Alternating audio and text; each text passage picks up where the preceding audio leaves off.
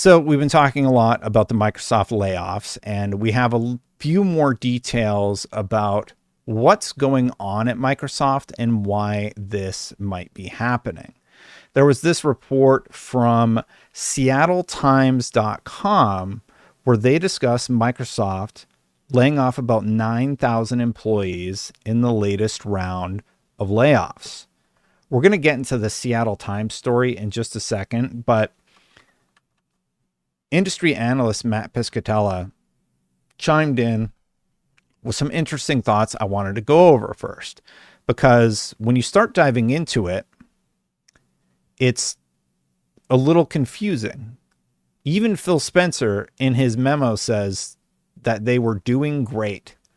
They were having more players than ever before, and that they're doing well. So why have this happen? Here's what Matt said. Over the past 24 hours, I've received the "what does this mean for gaming" question on everything that happened yesterday. It's still happening today. It's been very tough to answer. The players and engagement are there. The revenues are there. This isn't a demand problem. Sure, there are nuances in the weeds, of course. Yes, the big live service behemoths taking so much wind out of the rest of the market is a huge challenge, as are the pressures, particularly impacting younger players that are funneling them into free-to-play and more easily accessible games, as are looks at every and any other issue one could mention. But it's not a demand problem.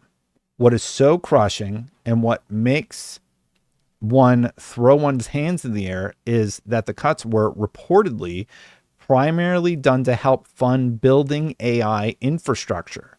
There's no reasoning out some big takeaway on what this means for gaming here. This is something else. And perhaps the reporting is wrong. Maybe this wasn't the primary reason. In any case, it's incredibly difficult not to fall into despair for the industry, but the players and demand remain. People love video games, and there are billions of players worldwide. The opportunity remains. So he's talking about how it's frustrating that AI is impacting this, and he links out to the Seattle Times article. Now, I thought originally that he was corroborating what Seattle Times is reporting, but no, Seattle Times just has a really, really solid story over here. So let's talk about this really quick. I read the story already. There were some choice quotes that I wanted to discuss on this evening, today, whenever you're watching this. As Microsoft cuts corporate ranks, the company is investing heavily in AI. Microsoft's push into AI doesn't mean the company is replacing workers with the technology. Rather, the significant cost of building out the infrastructure over multiple years has Microsoft looking to trim costs where it can. During the company's 2025 fiscal year, which ended Monday, Microsoft said it planned to spend more than $80 billion on infrastructure to meet AI demands. That's a $25 billion increase in capital expenditures from the company's 2024 fiscal year. So you have to remember that that is an increase in expenditure from years when they spent lots and lots of money. So they bought all those companies, and now they're saying, we are going all in on AI. The article talks about how Satya Nadella, with a few keystrokes, is able to have AI write a bunch of code that just creates things quickly. I think AI is accelerating things quite quickly. I do wonder if Microsoft is setting themselves up for major problems shortly down the line if AI is doing code poorly, or the code's going to need to be cleaned up, because they're getting rid of lots and lots of people very, very quickly. But it does make more sense, at least. I still don't like it. Microsoft doesn't deserve any kudos, but the fact that they're investing $80 billion in AI makes more sense for the Project Blackbird layoff, which I talked about, than it does to just shut down a project that otherwise seems to be going well. The story continues on. Microsoft's layoffs come after one of the best quarters ever, when it reported almost $26 billion in profit on $70 billion in revenue for January through March, handily beating Wall Street estimates. Yeah, don't forget, their stock's like at all-time highs right now. The company's value also surged over the past few months, helping it overtake Apple as the world's most valuable company. NVIDIA, a computer chip maker that's fueled the AI race, took the top spot in early June. These layoffs are unusual in the longer history of American business, O'Mara said. Oh, this person is a business history expert, and she seems shocked by it herself. She is a University of Washington historian. These layoffs are unusual in the longer history of American business, O'Mara said.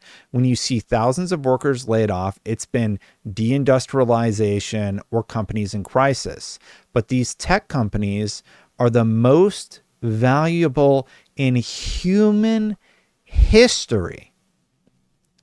So they have more money than any company has ever had in human history.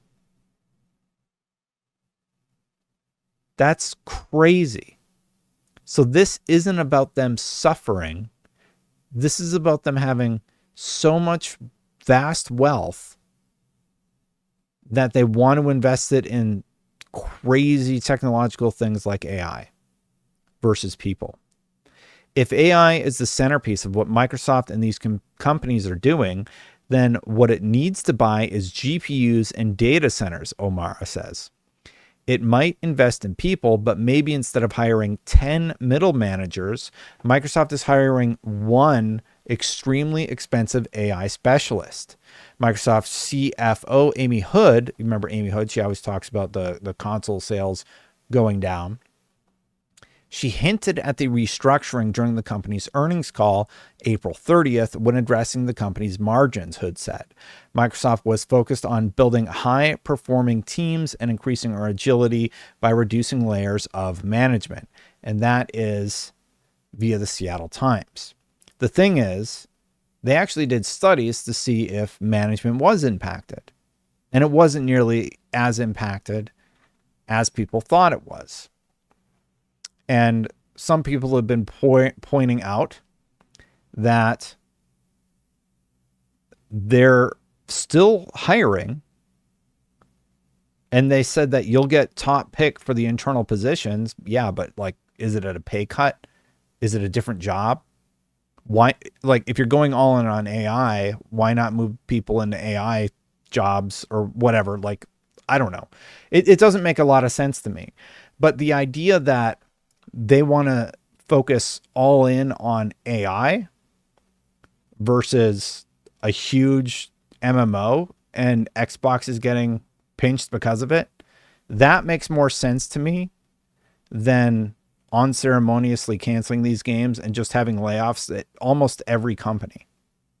They even had a lot of partner games shut down. John Romero posted the following. John Romero said, "These people are the best people I've ever worked with, and I'm sorry to say that our game and studio were also impacted." So this is from Romero Games Limited.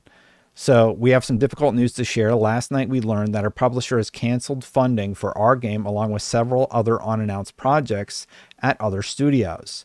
It was a strategic decision made at a high level within the publisher, well above our visibility or control.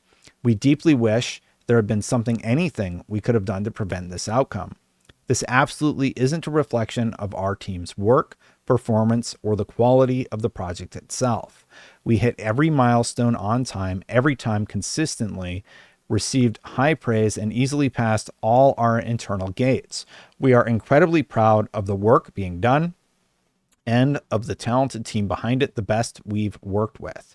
We're currently evaluating next steps and working quickly to support our team. Many of us have worked together for more than a decade, some over 20 years. It's an extremely difficult day, and we're heartbroken that it's come to this. If you know of any opportunities or ways you can help our incredible team, please reach out. Thank you to everyone who's offered support and kindness and encouragement during this difficult time.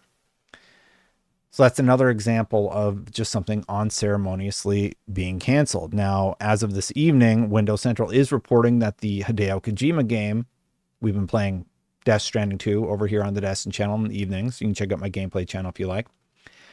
Anyway, OD is not affected by this.